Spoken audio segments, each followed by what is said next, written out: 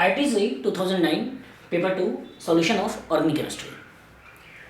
इसमें जिन्होंने सबसे पहला क्वेश्चन पूछा हुआ है ऑर्गेनिक केमिस्ट्री का वो SCQ में है और पहला क्वेश्चन है इन द फॉलोइंग कार्बोकेटाइन। इन्होंने कार्बोकेटाइन बना रखा है वो है CH3C H, यहाँ पे OH, C positive, H C H CH3 and here CH3।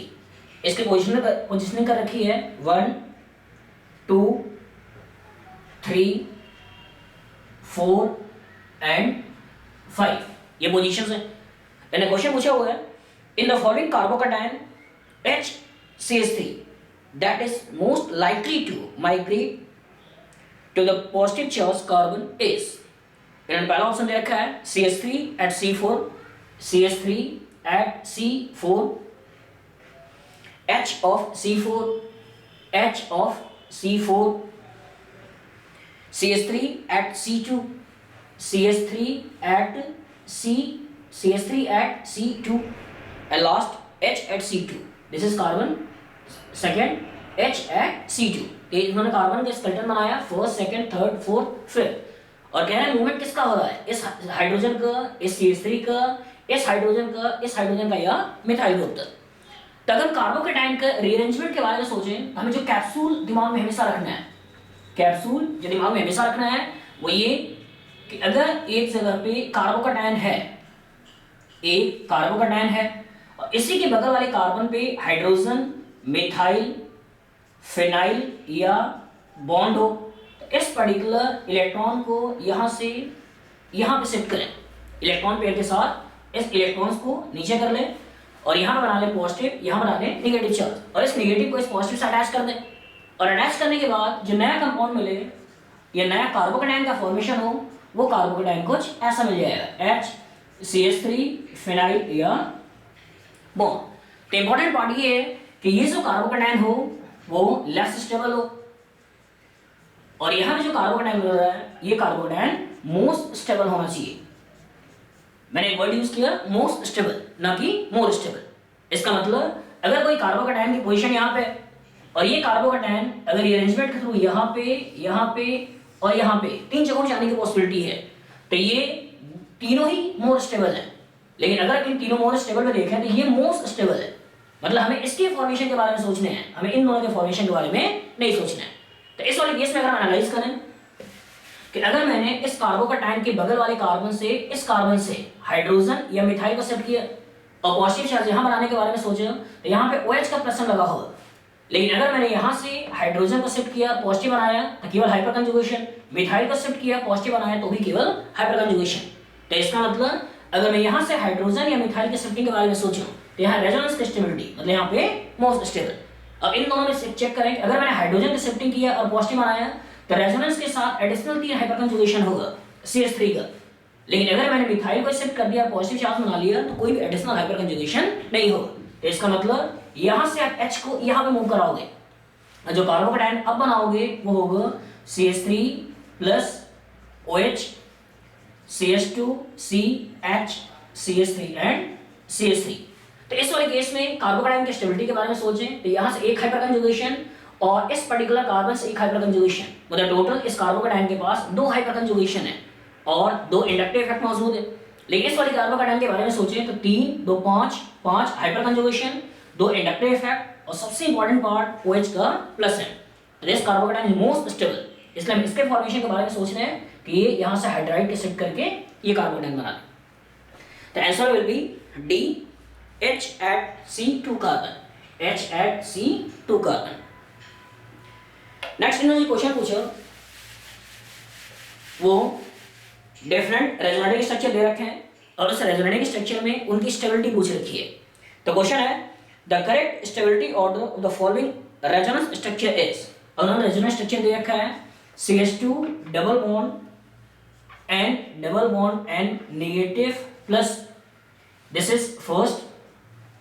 दूसरा दे रखा है CH2 positive and double bond and negative. Third दे रखा है CH2 negative and double bond and triple bond and positive. This is third. और fourth structure दे रखा है वो है CH2 negative and double bond and यहां पॉजिटिव. और इससे इन्होंने क्वेश्चन पूछ रखा है. और पहला ऑप्शन है first is greater than second is greater than fourth is greater than third. Second option है first is greater than third is greater than second is greater than fourth. C option second is greater than first is greater than third is greater than fourth. Last दे रखा है third is greater than one is greater than four is greater than two. तो जब भी question में आपसे पूछा जाए कि रेजोनेटिंग स्ट्रक्चर की स्टेबिलिटी, तो सबसे पहले देखना चाहिए कि क्या वो मॉलिक्यूल चार्ज्ड है या न्यूट्रल है. तो in general neutral molecules are more stable as compare to charge molecule. और अगर कायदे से देखें इसमें कोई भी ऐसा मॉलिक्यूल नहीं है जो कि न्यूट्रल है. तो इसका मतलब न्यूट्रलिटी से आपका क्वेश्चन सही तरीके से नहीं लग पा रहा है. तो सेकंड पार्ट देखना है कि if a molecule have complete octet then its stability will be highest. और अगर कंप्लीट ऑक्टेट की बात करें तो जिसमें नंबर ऑफ पाई बॉन्ड ज्यादा होगा उस केस में उसकी स्टेबिलिटी हमेशा ज्यादा होती है, उसका ऑक्टेट हमेशा ही कंप्लीट होता है. तो हम नंबर ऑफ पाई बॉन्ड से भी काउंट कर सकते हैं कि जितना ज्यादा पाई बॉन्ड, क्योंकि सिग्मा तो हमेशा ही कॉमन होगा, सब में फिक्स होगा, तो जो डिफरेंस आता है रेजोनेटिंग स्ट्रक्चर में वो डिफरेंस आता है पाई बॉन्ड में. तो अगर नंबर ऑफ पाई बॉन्ड ज्यादा हैं मतलब उसकी स्टेबिलिटी ज्यादा होगी. तो अगर पहले वाले केस में अगर एनालाइज करो तो यहाँ पे नंबर ऑफ पाई बॉन्ड 2 है. इस वाले केस में एनालाइज करो तो नंबर ऑफ पाई बॉन्ड 1 है. इसमें एनालाइज करो तो नंबर ऑफ पाई बॉन्ड 2 है और यहाँ नंबर ऑफ पाई बॉन्ड 1 है. इसका मतलब फर्स्ट की और थर्ड की स्टेबिलिटी सेकंड और फोर्थ की स्टेबिलिटी से ज्यादा होगी. तो उसके बाद हमें देखना है ऑक्टेट का कंप्लीशन मतलब नंबर ऑफ पाई बॉन्ड. और फिर देखना है कि electronegative atom having negative charge, कि अगर इलेक्ट्रोनेगेटिव के एटम के पास नेगेटिव चार्ज है तो स्टेबिलिटी ज्यादा होती है. इलेक्ट्रोपॉजिटिव के पास अगर पॉजिटिव चार्ज है तो स्टेबिलिटी ज्यादा होती है. लेकिन इसी का उल्टा कर दें कि electronegative atom having positive charge and electropositive atom having negative charge, तो उसकी स्टेबिलिटी कम होगी. तो एक एटम दे रखा है कार्बन, एक एटम दे रखा है नाइट्रोजन, और कार्बन की इलेक्ट्रोनेगेटिविटी नाइट्रोजन की इलेक्ट्रोनेगेटिविटी से कम है. मतलब अगर कभी नाइट्रोजन के पास नेगेटिव चार्ज है और number of pi bond same है, नाइट्रोजन के पास नेगेटिव चार्ज ज्यादा है, नाइट्रोजन के पास नेगेटिव चार्ज ज्यादा स्टेबल होगा, कार्बन के पास नेगेटिव चार्ज है तो कम स्टेबल होगा. अब चेक करते हैं, इसमें number of pi bond same है, लेकिन अगर हम देखें तो नाइट्रोजन का पॉजिटिव चार्ज अगर हम कॉमन मान लें तो इस वाले केस में नाइट्रोजन के पास नेगेटिव चार्ज है और इस वाले केस में कार्बन के पास नेगेटिव चार्ज है. मतलब इसकी स्टेबिलिटी ज्यादा होगी, इसकी स्टेबिलिटी कम होगी. इट मींस ऑर्डर होगा first is greater than third. अब इन दोनों में एनालाइज करो, इसमें भी नंबर ऑफ पाई बॉन्ड 1 है, इसमें भी नंबर ऑफ पाई बॉन्ड 1 है. इस वाले केस में कार्बन के पास पॉजिटिव है, नाइट्रोजन के पास नेगेटिव है, लेकिन इस वाले केस में कार्बन के पास नेगेटिव है और नाइट्रोजन के पास पॉजिटिव है. तो मैंने बोला कि अगर number of pi bond same हो, number of pi bond same हो, तो हमें ये देखना है कि किस तरह के एटम के पास किस तरह का चार्ज है. तो electronegative atom having negative charge and electropositive atom having positive charge are more stable as compare to those molecules in which electropositive atom having negative charge and electronegative atom having positive charge. तो इसका मतलब first, this one is second, then followed by fourth. तो order होगा first greater than third is greater than second is greater than fourth. और ये option है आपका B. Next जिन्होंने क्वेश्चन पूछा है वो क्वेश्चन है ये सोगर से. इन्होंने स्ट्रक्चर बना रखा है, वो स्ट्रक्चर है the correct statement about the following sugar X and Y is और आर. एक स्ट्रक्चर है, यहां पे oxygen HO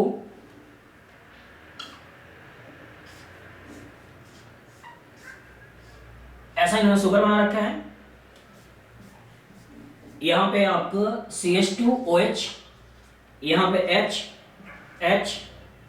OH OH H OH. इस पर्टिकुलर पे यहां पे है CH2OH, यहां पे H OH OH H, यहां पे H और यहां पे CH2OH. ये इन्होंने बोल रखा है X है. ये दूसरा मॉलिक्यूल दे रखा है, उसमें दोनों ही 6 मेंबर रिंग है. एक 6 मेंबर ऐसे बना लिया और दूसरा 6 मेंबर इन्होंने ऐसे बना लिया, यहां पे H OH OH H H OH H CH2 OH, यहां पे हम लगा रखा है H, यहां पे OH H OH H again OH H H और CH2 OH, इसको मैंने बोल रखा है Y। तो दो स्ट्रक्चर बना रखा है, एक स्ट्रक्चर X है और दूसरा स्ट्रक्चर Y है। तो क्वेश्चन पूछा है X is a reducing sugar and Y is a non reducing sugar. जो बी ऑप्शन दे रखा है X is a non reducing sugar, Y is a reducing sugar. Third option दे रखा है the glycosidic linkage in X and Y are alpha and beta respectively. और last option मैंने पूछा हुआ है the glycosidic linkage in X and Y are beta and alpha respectively. मतलब इनका क्वेश्चन पूछना चाहते हैं कि कौन सा शुगर ऐसा है जो रिड्यूसिंग है और कौन सा ऐसा है जो नॉन रिड्यूसिंग है, और कौन सी लिंकेज मतलब कौन सी लिंकेज अल्फा है और कौन सी लिंकेज बीटा है। तो अगर हम एनालाइज करें तो reducing sugars are those sugars which have free aldehyde और कीटोन्स, या अगर वो साइक्लिक है तो in case of cyclic they are hemiacetal, मतलब अगर वो एल्डिहाइड है, कीटोन है या हेमी एसिटल है तो they are called as reducing sugar. लेकिन अगर उनके सारे लिंकेज ईथर लिंकेज है, मतलब अगर दे आर एसिटल्स, अगर वो एसिटल हैं तो they are the non reducing sugar. तो इसमें एनालाइज करो कि इस पर्टिकुलर कार्बन पे अगर एनालाइज करो तो O और C, तो ये जो एनोमेरिक कार्बन पे है, इस एनोमेरिक कार्बन पे एसिटल लिंकेज है। अगर इधर में एनालाइज करें तो यहां भी कार्बन पे OC और यहाँ O और C, तो ये जो पर्टिकुलर लिंकेज होगा ये लिंकेज भी होगा acetal. That means this particular X is a non reducing sugar, non reducing sugar. लेकिन अगर Y को देखो तो Y में इस पर्टिकुलर कार्बन पे OCOC, मतलब यहां पे जो बात कर रहे हैं वो बात कर रहे हैं एसिटल। लेकिन अगर इस पर्टिकुलर कार्बन को एनालाइज करें, इस पर्टिकुलर कार्बन पे, तो यहाँ पे OH और OC, मतलब यहाँ की जो लिंकेज है वो लिंकेज है हेमीएसिटल, मतलब यहाँ पे रिएक्शन हो सकता है। That means Y is a reducing sugar, Y is a reducing sugar. मतलब इन्होंने जो ऑप्शन दिया रखा था वो था A X is a reducing sugar, Y is a non reducing sugar, और बी ऑप्शन दिया रखा है X is non reducing sugar, Y is a reducing sugar. तो हमने क्या लिखा X is a non reducing sugar and Y is a reducing sugar, मतलब option B. और फिर हमने पूछा ग्लाइकोसिडिक लिंकेज। अब चेक करते हैं, मैंने पहले ही बोला होगा कि अगर हमने OH को या OR को नीचे के साइड लिखा हुआ है एनोमेरिक कार्बन पे, एनोमेरिक कार्बन पे अगर OH या OR नीचे के साइड लिखा है तो इस पर्टिकुलर लिंकेज को बोलते हैं अल्फा लिंकेज। लेकिन अगर एनोमेरिक कार्बन पे OH या OR ऊपर के साइड लिखा है तो इस पर्टिकुलर लिंकेज को बोलते हैं बीटा लिंकेज। तो अगर इसमें एनालाइज करें तो इस एनोमेरिक कार्बन पे OR नीचे के साइड है, तो अगर नीचे के साइड है तो this linkage is the alpha linkage. और इस पर्टिकुलर एनोमेरिक कार्बन चेक करो, इस एनोमेरिक कार्बन पे OR ऊपर के साइड लिखा हुआ है, it means this particular linkage is beta linkage. तो X has alpha linkage while Y have beta linkage. तो ये जो डी ऑप्शन दे रखा है वो डी ऑप्शन दे रखा है glycosidic linkage X and Y are beta alpha. लेकिन इस वाले केस में आपने क्या देगा, सी ऑप्शन है glycosidic linkage X and Y are alpha beta respectively. This is alpha beta respectively. तो आंसर हो जाएगा आपका B and C. B X is a non reducing sugar, Y is a reducing sugar, और C glycosidic linkage in X and Y are alpha beta respectively.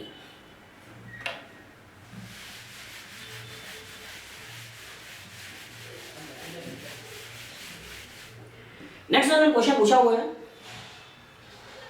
वो question है maths का column में। तो इन्होंने इस कॉलम 1 दे रखा है,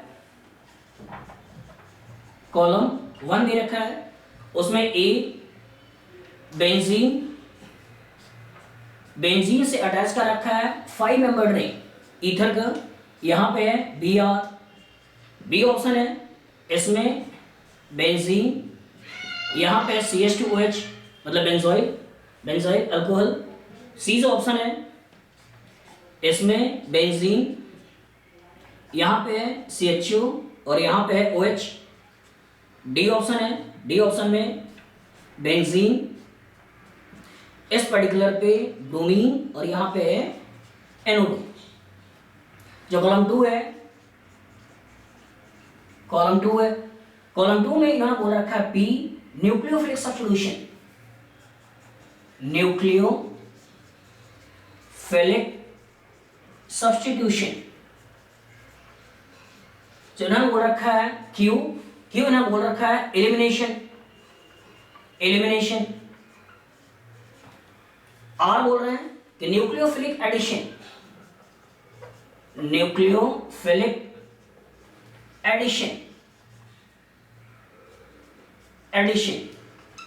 जो S बोल रहे हैं esterification with acetic anhydride, esterification with acetic anhydride,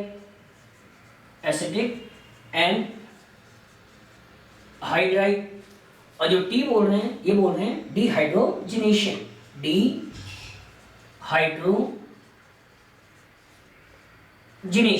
अब चेक करते हैं। पहला इस मॉलिक्यूल का एनालाइज करें। इस मॉलिक्यूल में पहला कार्य nucleophilic substitution reaction.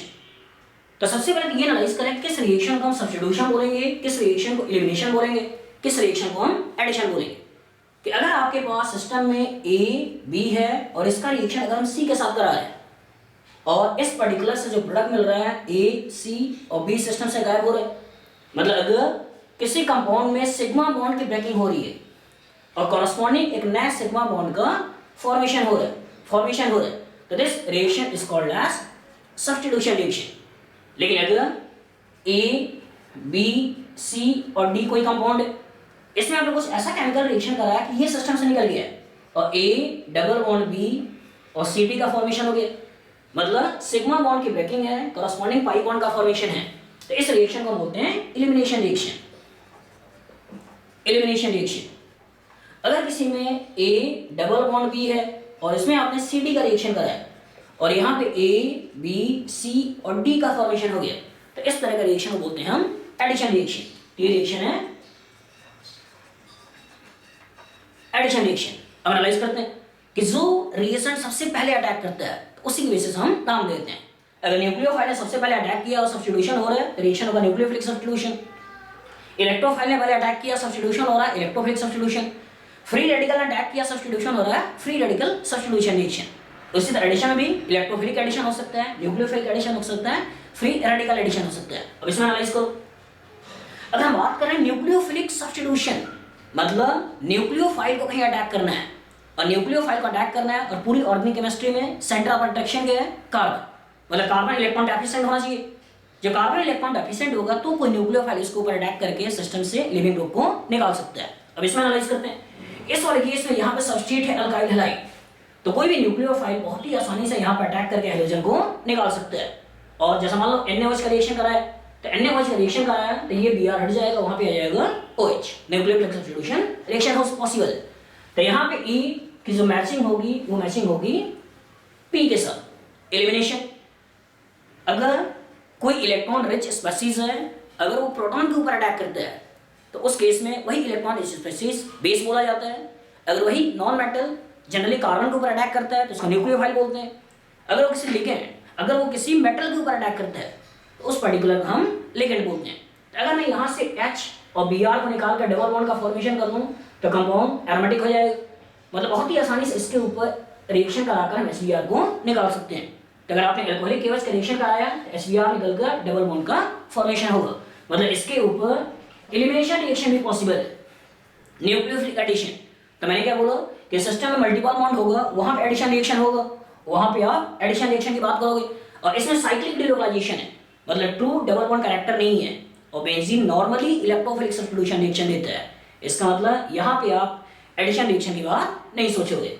Esterification with acetic anhydride, acetic anhydride की अगर हम बात सोचें तो ये पर्टिकुलर कंपाउंड है एसिटिक एनहाइड्राइड, एसिटिक एसिड का एनहाइड्राइड। तो इसका रिएक्शन हम कराते हैं अल्कोहल के साथ और अल्कोहल के साथ रिएक्शन कराकर हम न्यूक्लियोफाइल की तरह अटैक करते हैं और इसको सिस्टम से निकाल देते हैं और ओवरऑल जो कंपाउंड बनाते हैं वो कंपाउंड होता है एस्टर। तो इसका मतलब अगर आपने अल्कोहल ले रखा है तो अल्कोहल का एसिटिक एनहाइड्राइड के साथ रिएक्शन करके आप कंपाउंड बना लोगे एस्टर, और सिस्टम के अंदर कोई भी अल्कोहलिक ग्रुप नहीं है, इसका मतलब इसका रिएक्शन इसका फॉर्मेशन एस्टर के रूप में नहीं होगा, मतलब एस्टरिफिकेशन नहीं होगा। लास्ट वाले केस में चेक करें, आपसे कहा जा रहा है डिहाइड्रोजनेशन, मतलब सिस्टम से हाइड्रोजन को निकालना है। तो अगर आप यहाँ से एक हाइड्रोजन को ले लो और यहाँ से एक हाइड्रोजन को ले लो और डबल बॉन्ड के रूप में बनाकर इस हाइड्रोजन गैस को निकाल दो, तो सिस्टम डबल बॉन्ड बनते ही एरोमेटिक हो जाएगा। मतलब यहाँ से आप H को भी निकाल सकते हो और यहाँ से आप H और H को भी निकाल सकते हो, मतलब इस वाले केस में भी डिहाइड्रोजनेशन पॉसिबल है। तो इसका आंसर हो जाएगा PQMT। सेकंड एनालाइज करते हैं। सेकंड वाले केस में क्वेश्चन कह रहा है कि ये एक अल्कोहल, इस कार्बन के बगल वाले कार्बन पे हाइड्रोजन नहीं है, ये एक अल्कोहल है, मतलब मिथेनॉल का एक हाइड्रोजन हटाकर आपने लगा रखा है फिनाइल का। तो पहला न्यूक्लियोफिलिक सब्स्टिट्यूशन रिएक्शन, तो अगर आपने HI का रिएक्शन करा दिया तो ये बहुत ही आसानी से वाटर का रूप में निकलकर कार्बोकेटाइन बना लेगा और इस कार्बोकेटाइन के ऊपर I अटैक करके PHCH2I का फॉर्मेशन हो जाएगा, मतलब सिग्मा बॉन्ड की ब्रेकिंग और कॉरस्पॉन्डिंग एक नया सिग्मा बॉन्ड का फॉर्मेशन। तो न्यूक्लियोफिलिक सब्स्टिट्यूशन रिएक्शन इस पर्टिकुलर कंपाउंड में पॉसिबल है। एलिमिनेशन की बात इसलिए नहीं कर सकते हैं क्योंकि यहाँ पे कार्बन पे लिविंग ग्रुप तो है, लेकिन बगल वाले कार्बन पे हाइड्रोजन नहीं है कि इसको वाटर के रूप में सिस्टम से निकाल सके, इसलिए एलिमिनेशन की बात नहीं होगी। न्यूक्लियोफिलिक एडिशन मैंने पहले ही मना कर रखा है कि बेंजीन वाले केस में नॉर्मली न्यूक्लियोफिलिक एडिशन रिएक्शन नहीं करना है। और एस्टरिफिकेशन रिएक्शन, जैसे मैंने यहाँ बोला कि एनहाइड्राइड का अल्कोहल के साथ रिएक्शन होकर एस्टर बनता है और सिस्टम अल्कोहल है, तो जब सिस्टम अल्कोहल है तो वो इसके साथ रिएक्शन करके एस्टर का फॉर्मेशन कर सकता है। इसका मतलब P के साथ S भी होगा। और फिर मैं कह रहा है डिहाइड्रोजनेशन, तो यहाँ पे सिस्टम के पास हाइड्रोजन है और यहाँ भी हाइड्रोजन है, इस हाइड्रोजन गैस को निकाल के हम डबल बॉन्ड का फॉर्मेशन कर सकते हैं, और डबल बॉन्ड का फॉर्मेशन मतलब एल्डिहाइड का फॉर्मेशन हो सकता है। इसका हम ऑक्सीडेशन कर सकते हैं कि प्राइमरी अल्कोहल है और प्राइमरी अल्कोहल का ऑक्सीडेशन से हम एल्डिहाइड बना सकते हैं, मतलब हाइड्रोजन गैस को सिस्टम से निकाल सकते हैं। इट मींस इसका ऑप्शन टी भी हो। अब अगर आप सी वाला ऑप्शन का एनालाइज करो तो सी वाले ऑप्शन में एक फंक्शनल ग्रुप है एल्डिहाइड और एक फंक्शनल ग्रुप है अल्कोहल। और क्वेश्चन का है न्यूक्लियोफिलिक सब्स्टिट्यूशन रिएक्शन। तो न्यूक्लियोफिलिक सब्स्टिट्यूशन की बात करें तो इसमें A double bond B C के पास लोन पे है, लोन पे मतलब सिस्टम रेजोनेंस में है, और ये सिस्टम रेजोनेंस में है तो यहाँ पे पार्शियल डबल बॉन्ड कैरेक्टर है, इसके ऊपर हम न्यूक्लियोफाइल का अटैक करा के सिस्टम से इसको बाहर नहीं निकाल सकते हैं। लेकिन अगर एक सिंगल बॉन्ड हो, सिंगल बॉन्ड कैरेक्टर हो, इसका इसके साथ रेजोनेंस ना हो तो हम इसको लिविंग ग्रुप के रूप में निकाल सकते हैं। तो ये अल्कोहल आसानी से वाटर के रूप में नहीं निकलेगा, कार्बोकेटाइन का फॉर्मेशन नहीं होगा क्योंकि सिस्टम में रेजोनेंस की स्टेबिलिटी नहीं मिलेगी। इसका मतलब हमें न्यूक्लियोफिलिक सब्स्टिट्यूशन रिएक्शन नहीं सोचना, एलिमिनेशन रिएक्शन भी नहीं सोचना, क्योंकि सिस्टम में मैंने बोला था सिग्मा बॉन्ड होना चाहिए, सिग्मा सिग्मा सिग्मा होना चाहिए, और सिग्मा के कॉरस्पॉन्डिंग आप डबल बॉन्ड का फॉर्मेशन कर रहे हो। तो यहाँ से जब OH नहीं निकलेगा, कार्बोकेटाइन नहीं बनेगा, मतलब ना ही SN1 सोचना है ना ही आपको E1 सोचना है। नेक्स्ट करें एस्टरिफिकेशन। एस्टरिफिकेशन पॉसिबल है क्योंकि अल्कोहलिक ग्रुप है, भले इसकी रिएक्टिविटी कम है इलेक्ट्रॉन विड्रॉइंग लगने के कारण, लेकिन ये न्यूक्लियोफाइल की तरह आसानी से यहाँ पर अटैक करके इसको सिस्टम से निकाल सकते हैं। एस्टर का फॉर्मेशन पॉसिबल है, इसका मतलब इसकी मैचिंग हो जाएगी S के साथ। और अगर लास्ट को देखो तो लास्ट में कह रहा है आपका कि सॉरी ये भी है ना न्यूक्लियोफिलिक एडिशन, तो इस पर्टिकुलर के पास एल्डिहाइड है तो इसके ऊपर बहुत ही आसानी से किसी न्यूक्लियोफाइल का अटैक करा सकते हैं। जैसे ग्रिग्नार्ड रिएजेंट का अटैक कराओ तो यहाँ पे कार्बन से अटैच हो जाएगा R और बाद में प्रोटॉन लेने के बाद बन जाएगा H, मतलब CH3 अगर लेके चलते हैं तो यहाँ पे आ जाएगा CH3, यहाँ पे बन जाएगा OH। तो पाई बॉन्ड की ब्रेकिंग होगी, करस्पॉन्डिंग सिग्मा बॉन्ड का फॉर्मेशन होगा, तो इसका आंसर R भी होगा और साथ में आपका S भी होगा।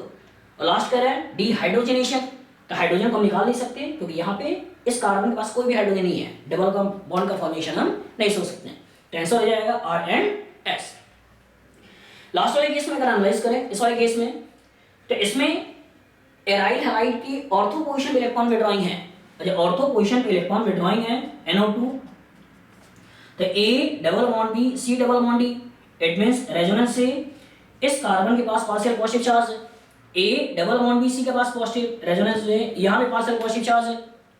इसको एनालाइज करो, A double bond B C के पास पॉजिटिव, मतलब रेजोनेंस से यहाँ भी पॉजिटिव चार्ज है और रेजोनेंस डिस्टेंस से इंडिपेंडेंट है, मतलब इस पर्टिकुलर कार्बन के पास बहुत ज्यादा पार्शियल पॉजिटिव चार्ज है due to -m of NO2, तो कोई भी न्यूक्लियोफाइल इसके ऊपर आसानी से अटैक करके इस Br को सिस्टम से निकाल सकते हैं।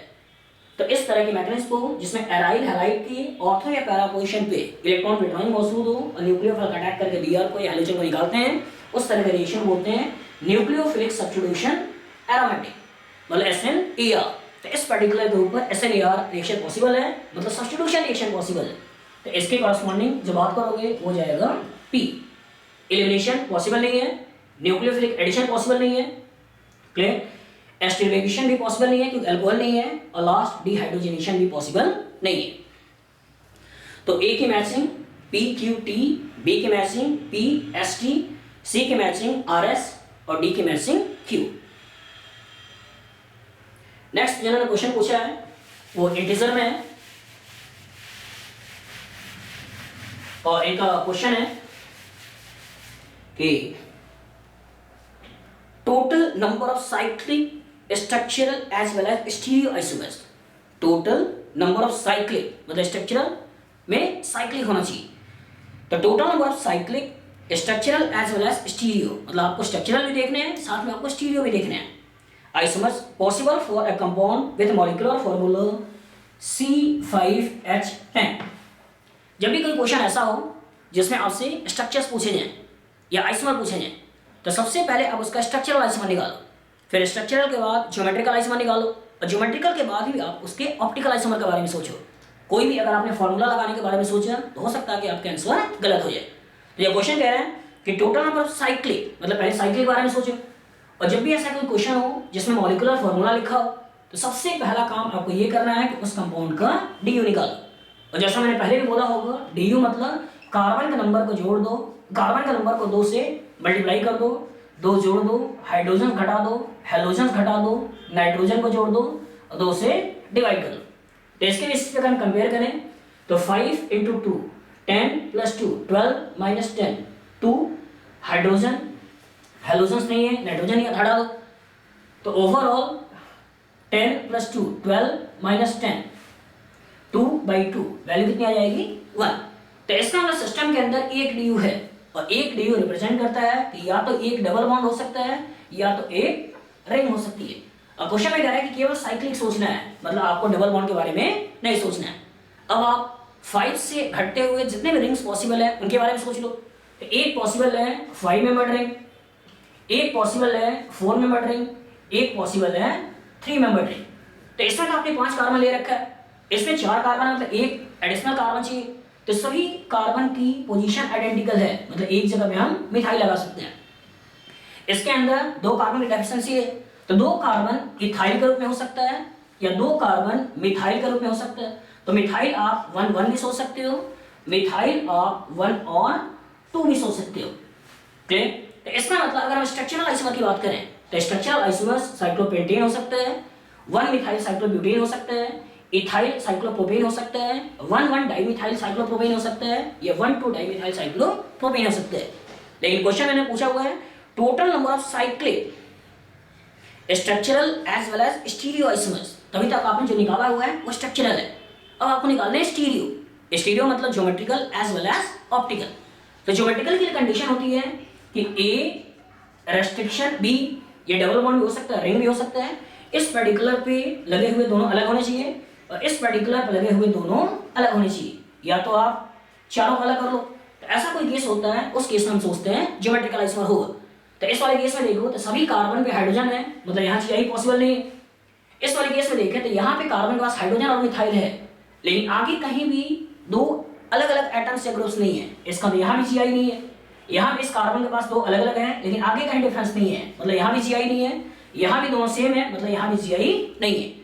लेकिन इस वाले केस में अगर एनालाइज करो तो इस कार्बन पे H और मिथाइल है और इस कार्बन पे भी H और मिथाइल है, मतलब आपने देख लिया कि रेस्ट्रिक्शन और चाहे वो डबल बॉन्ड या रिंग, तो रेस्ट्रिक्शन और रेस्ट्रिक्शन पे दोनों डिफरेंट, रेस्ट्रिक्शन पे दोनों डिफरेंस। तो इसके अलावा ज्योमेट्रिकल पॉसिबल है, और जब इसके अलावा ज्योमेट्रिकल आइसोमर्स का फॉर्मेशन करोगे तो एक बनेगा सिस, एक बनेगा सिस 1,2 डाइमिथाइल और दूसरा बनेगा ट्रांस 1,2 डाइमिथाइल साइक्लोप्रोपेन। अब हमको चेक करना है ऑप्टिकल। तो ऑप्टिकल मतलब हमें नॉर्मली देखना है एक कार्बन और कार्बन की चारों वैलेंसी डिफरेंट होनी चाहिए। तो इस पर्टिकुलर कार्बन को बोलते हैं कायरल कार्बन। और अगर मॉलिक्यूल के अंदर plane of symmetry centre of symmetry नहीं है तो ऑप्टिकली एक्टिव होगा, और अगर सिस्टम में प्लेन ऑफ सिमेट्री आ गई तो ऑप्टिकली इनएक्टिव होगा। अब चेक करो, इसमें कैरिटी नहीं है मतलब ऑप्टिकल नहीं होगा, इसमें भी कैरिटी नहीं है, इसमें भी कैरिटी नहीं है, और इसमें भी कैरिटी नहीं है। और इसके आपने दो फॉर्म ले रखे हैं, इस पर्टिकुलर के अंदर प्लेन ऑफ सिमेट्री है, और जब इसके अंदर प्लेन ऑफ सिमेट्री है इट मींस ये कंपाउंड है मीसो, लेकिन इसके अंदर प्लेन ऑफ सिमेट्री नहीं है, और जब इसके अंदर प्लेन ऑफ सिमेट्री नहीं है इसका मतलब एक होगा डी और एक होगा एल, एक होगा डी और एक होगा एल। तो इसका मतलब इसके कॉरस्पॉन्डिंग तीन आइसोमर होंगे, एक डी, एक एल और एक मीसो। इसके कॉरस्पॉन्डिंग 1 1 1 और 1। तो अगर वैल्यू को निकालें तो 3 4 5 6 एंड 7। तो इस पर्टिकुलर का आंसर आपका होगा 7। तो ये कुछ क्वेश्चन थे जो आईटी 2009 में पेपर 2 में पूछे गए थे।